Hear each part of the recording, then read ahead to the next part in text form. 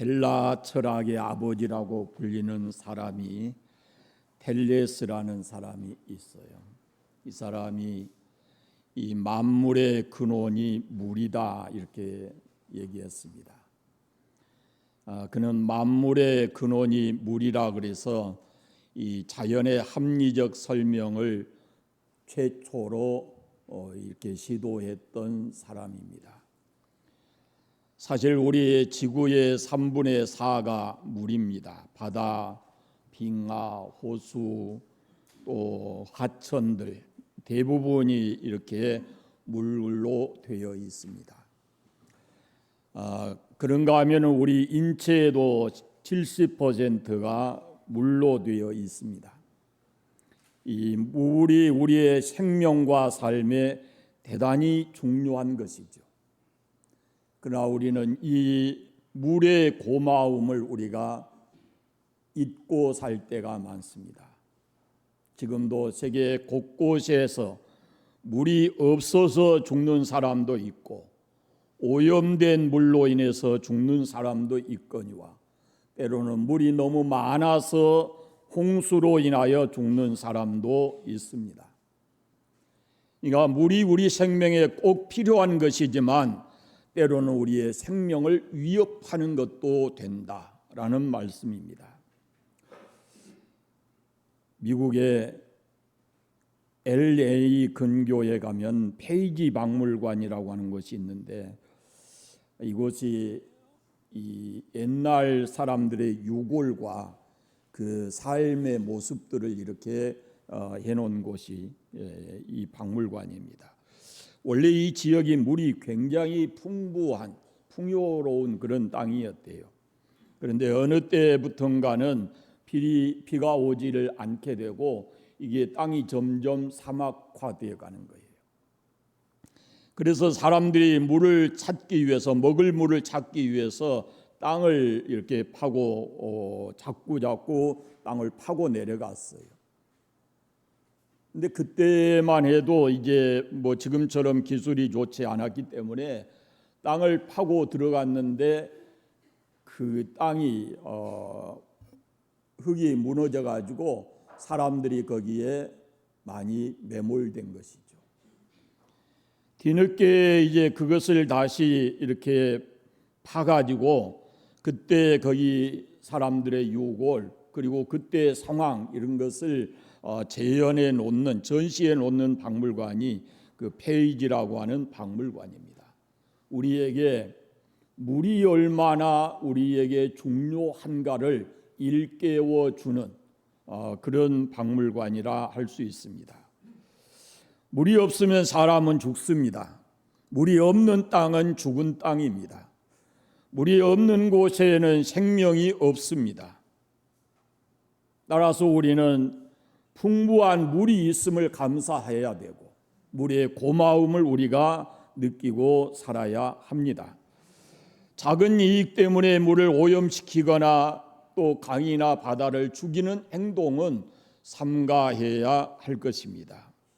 사실 우리가 우리 인생에 값을 치를 수 없는 가장 소중한 것들이 있어요.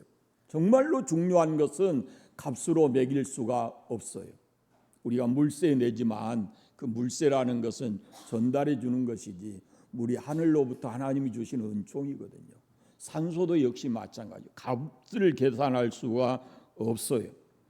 우리 개인으로 보면은 우리의 건강이 그렇게 소중한 것이고 가정이 그렇게 중요한 것이에요. 이것은 값으로 칠 수가 없어요. 우리의 생명을 지키는 보배로운 것들입니다. 그런데 이런 보배로운 것들을 우리가 소홀히 하는 경우가 참 많이 있습니다. 미국과 유럽 사회가 두 가지 큰 문제로 고민을 하고 사회가 점점 붕괴되어 가고 있습니다. 그것은 첫째가 이혼이고 두 번째가 마약입니다. 유럽의 가정들이 거의 70%가 이혼을 한다고 합니다.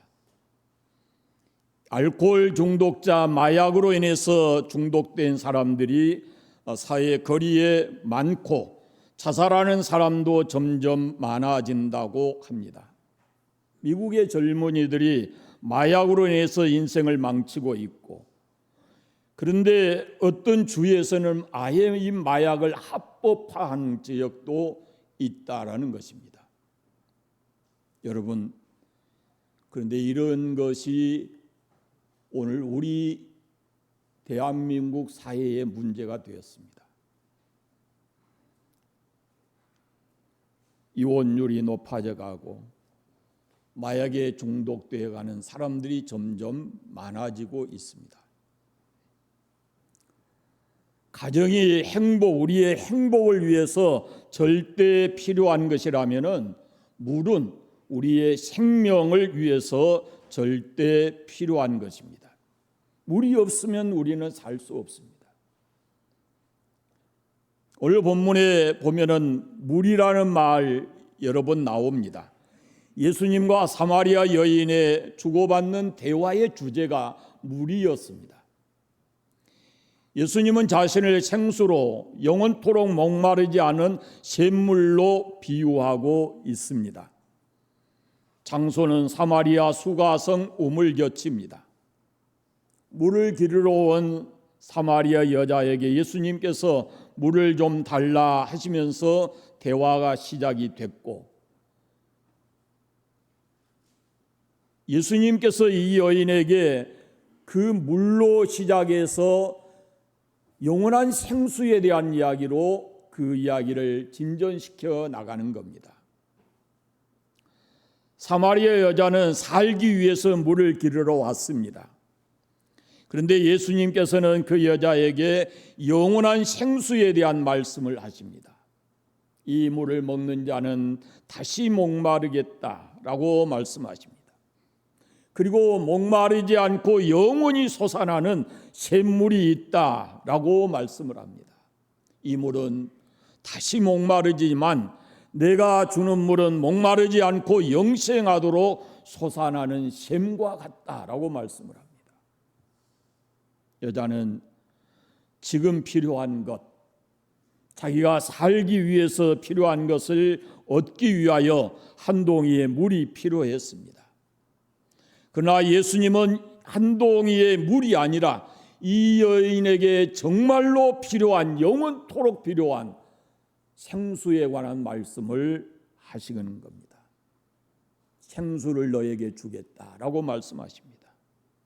육신만이 아니라 영혼을 풍성하게 해주는 생수. 이 여자는 육신적인 갈증을 해결하기 위해서 물을 필요로 했지만 예수님께서 이 여인에게 주고자 하는 것은 그의 영혼의 갈증을 아시고 그것을 해결하는 생수를 주시겠다라고 말씀하고 계시는 겁니다. 우리가 전체적으로 이 내용을 알고 있으니까요. 수가성의 여인이 행복한 여자예요, 불행한 여자예요? 보통 여자는 아니거든요. 불행한 여인이라 할 수 있어요. 4장 전체의 내용이 바로 이 여자와 관련되어 있는 그런 내용인데, 이 여자는 사마리아 사람 그리고 이방 여인, 이런 것에 어떤 열등의식이 있었던 것 같습니다. 또 자기의 행복을 위해서 남편을 잘 만나야 된다 그러면서 남편을 여러 번 바꾸어서 이렇게 살아본 것으로 보입니다. 예수님께서 가서 네 남편을 데려오라, 불러오라 했을 때 이 여자가 나는 남편이 없습니다 라고 얘기하죠. 그때 예수님께서 하신 말씀이 네가 남편 없다 하는 말이 옳도다. 너에게 남편 5이 있었고 지금 있는 자도 내 남편이 아니니 네 말이 참되다 라고 말씀을 하십니다. 예수님께서는 지금 우물가에서 처음 그 여인을 만났어요. 그런데 이미 예수님은 그 여인의 모든 행적을 알고 있었습니다. 그가 어떤 여자인지 어떤 상황에서 지금 물을 기르러 왔는지 하는 이것을 다 알고 계셨습니다. 어쨌든 이 여인은 아무리 성경을 좋은 방향에서 읽어보고 또 읽어봐도 정상적인 그런 삶을 산 사람은 아닌 것 같습니다.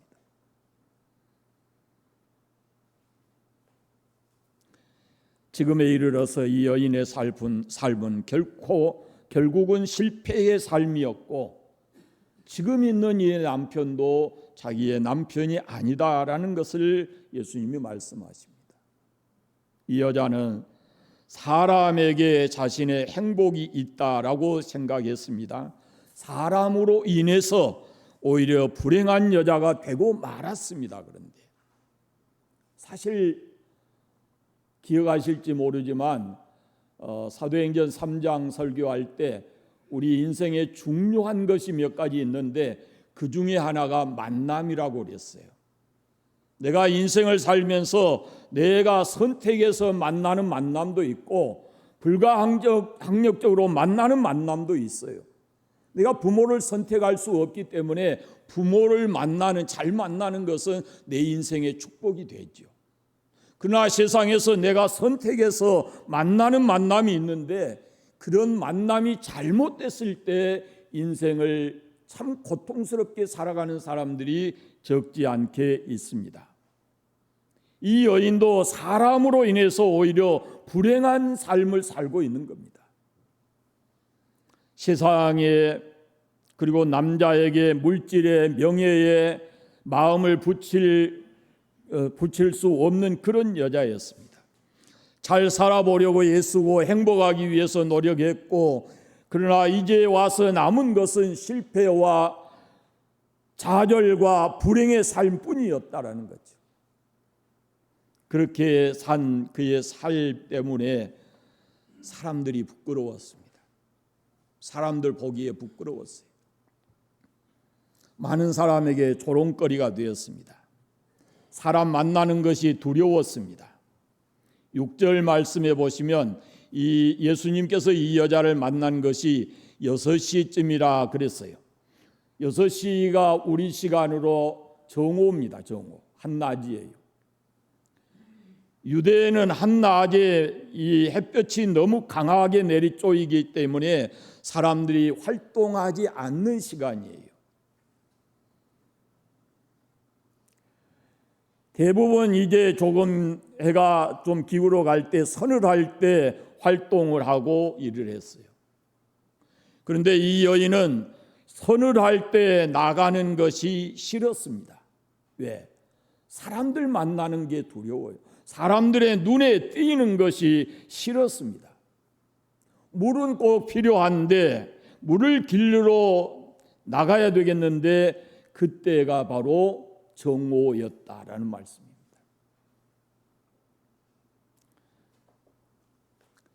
물은 꼭 필요해서 샘에 갔는데 그 우물에 가는 것조차도 그렇게 상쾌하지 않았습니다. 이 여자는 물을 달라 하시는 예수님에게도 좀 불쾌하고 짜증스러운 그런 모습으로 반응을 합니다. 당신은 유대인이면서 어찌 사마리아 여자인 나에게 물을 달라 합니까? 라고 얘기합니다. 그 나그네를 대접하는 것이 그들의 그 문화와 풍습에 아주 이렇게 생활화되어 있는 것인데 이 여자는 물 한 그릇 주는 것도 일령 귀찮아했습니다.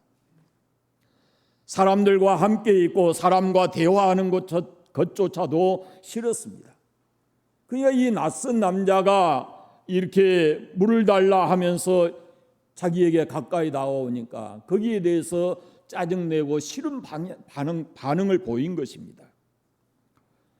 그러나 예수님께서는 이 여자를 불쌍히 여기시고 네가 만일 하나님의 선물과 내게 물 좀 달라 하신 이가 누구인 줄 알았더라면 네가 그에게 구하였을 것이고 그가 생수를 내게 주었으리라 이렇게 얘기합니다.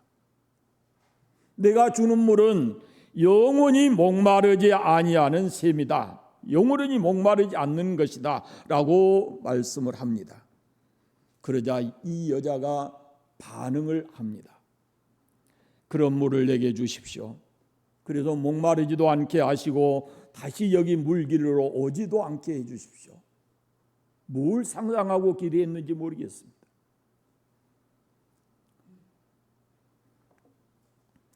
예수님이 하신 말씀을 이 여인은 제대로 알아듣지 못한 것 같습니다.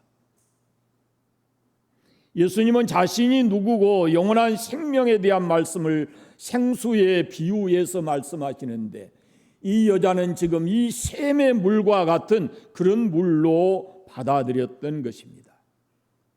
예수님의 말씀을 자기 형편의 자기식으로 해석을 한 거예요. 자기 생각에 집착이 돼 있어서 예수님의 말씀을 제대로 알아듣지 못했습니다. 그러나 예수님은 이 여인을 포기하지 않습니다. 계속되는 대화 속에서 그 여인을 감동하고 은혜를 베풀고 그의 삶을 변화시켜 놓은 것을 볼 수가 있습니다. 대화 끝에 가서 보면은 예수님이 자신의 메시아라고 이 여인의 입에서 고백되어지는 것을 볼 수 있습니다. 여러분, 오늘 말씀을 보면은 사람이 주님을 만나는 데 있어서 우리의 그 많은 시간, 횟수가 중요하지 않다라는 것을 알 수가 있습니다. 20년, 30년 예수 믿는 것 자랑일 수가 없습니다. 내가 진정으로 예수 그리스도를 만났느냐라는 것입니다.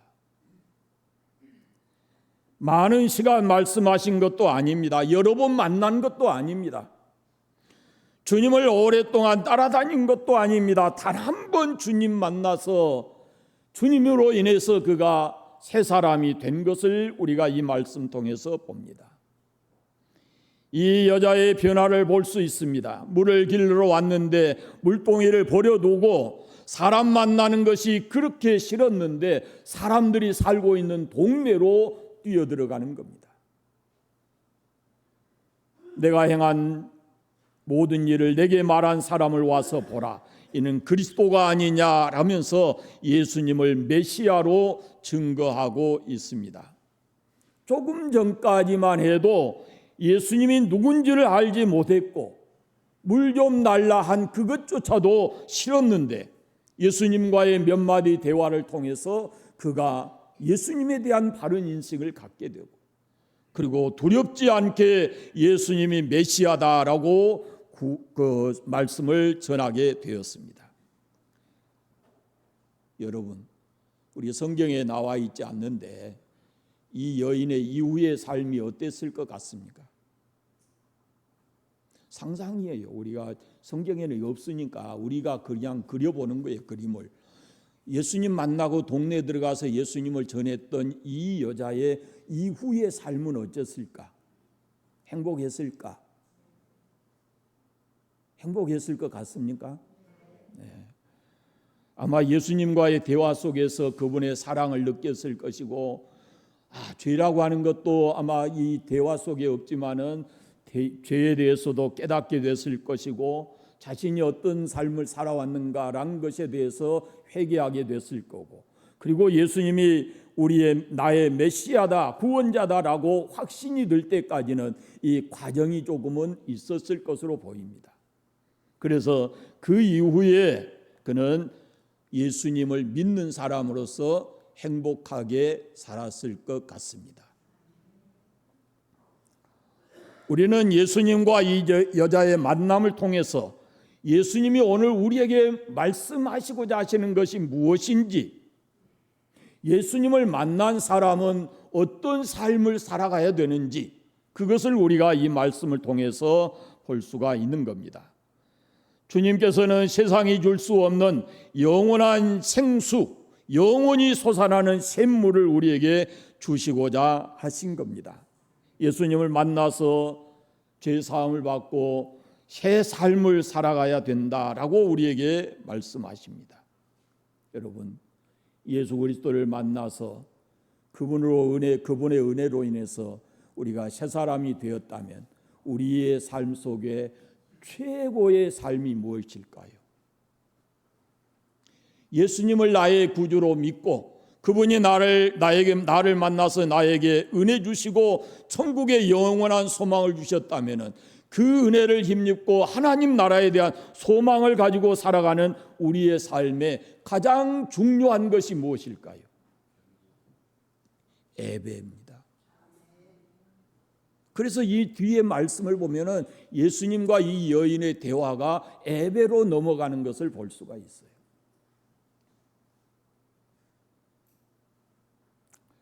하나님은 영이시니 예배하는 자가 영과 진리로 예배할지니라 라고 말씀하십니다. 우리가 예수님 만나서 그분이 나의 구원자이심을 믿는다면은 우리의 남은 생은 예배를 중요하게 여기고 예배의 삶에 최선을 다해야 합니다.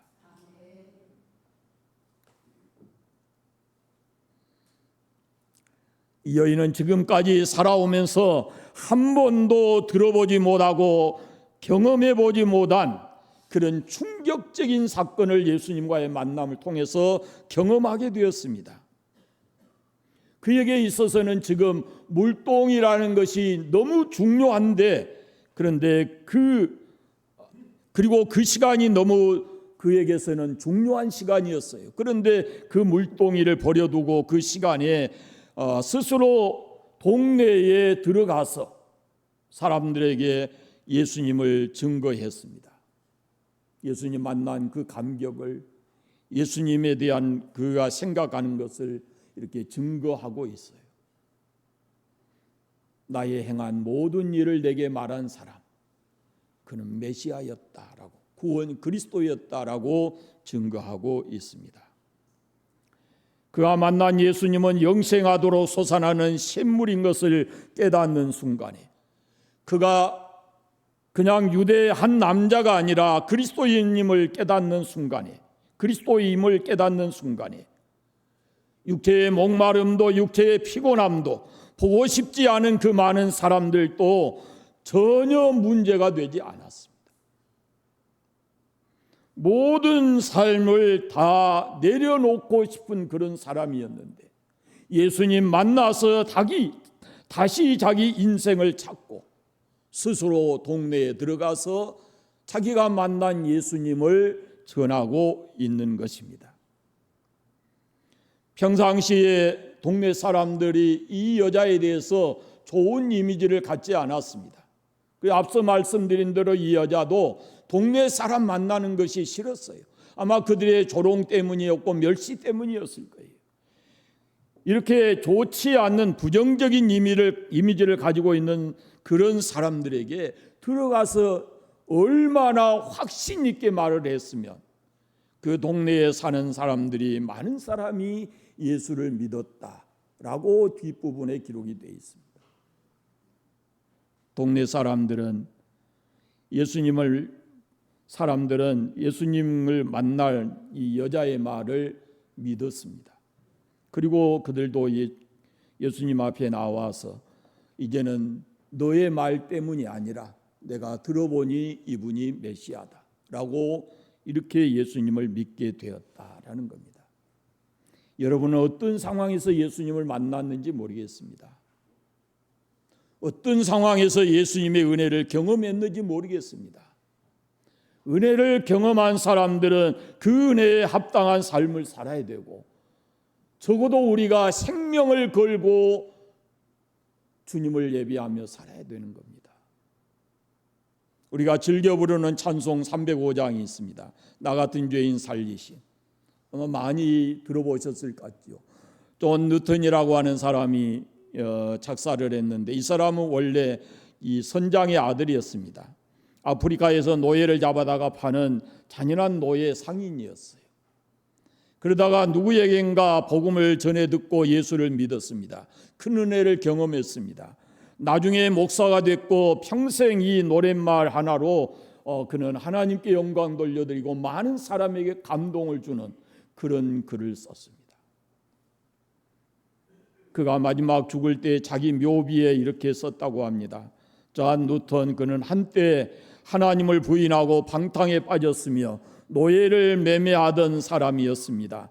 그러나 우리의 구원자이시고 주님이신 그리스도의 풍성한 은혜로 구원받고 회복되고 하나님의 용서를 경험한 사람입니다 라고 묘비에다 썼다고 그래요. 성 어거스틴도 이렇게 말합니다. 방탕한 삶을 살았습니다. 세상 것으로 자기의 마음을 다 채워보려고 했습니다. 그러나 그가 주님 앞에 돌아와서 하는 말이 있습니다. 인간에게는 세상 것으로 채울 수 없는 하나님으로만 채워질 수 있는 공간이 우리 마음에 있다라고 했습니다. 그는 오랫동안 방탕하게 살면서 이 마음을, 허전한 마음을, 공허한 마음을 채워보려고 세상 이것저것 다 해보았습니다. 그러나 영적 공간이 결코 채워지지 않았습니다. 여러분, 우리 안에 그 영적 공간이 있습니다. 그런데 이 공간은 남편도 아내도 부모도 자식도 명예도 세상 지식도 돈으로도 명예로도 채워질 수가 없는 것입니다.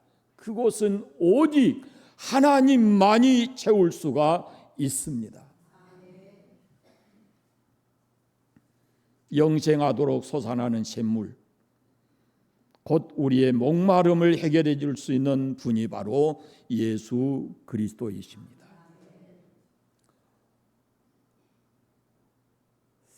아마 제가 오래전에 이 이야기를 한번 한 것 같은데, 어떤 사람이 전쟁에 나가서 두 눈을 잃었어요.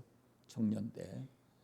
그래서 이 병원에서 수술을 받는데 소경이 되어 사느니 차라리 죽겠다, 죽는 것이 낫겠다라고 바락바락 소리를 지릅니다.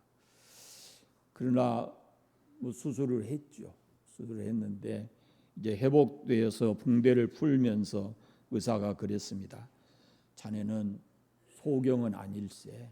소경은 안 됐지만 어떤 분이 자네에게 한쪽 눈을 주어서 그 한쪽 눈은 볼 수 있게 되었네 그랬습니다. 그랬더니 이 청년이 하는 말이, 한쪽 눈 외꾸로 살아가는 것보다 나는 죽는 것이 낫겠소라고 했습니다. 근데 붕대를 풀고 이제 이 앞을 보니까 어떤 한 분이 자기 눈앞에 보이는데 그분이 어머니였습니다. 어머니의 눈 한쪽이 이 아들에게 건네진 겁니다. 어머니가 그 아들이 어머니를 보며 이렇게 말합니다. 어머니, 다시는 불평 안 하고 원망하지 않고 열심히 최선을 다해서 살겠습니다. 그렇게 얘기했대요. 여러분, 주님은 우리에게 한쪽 눈을 주신 그런 정도가 아닙니다.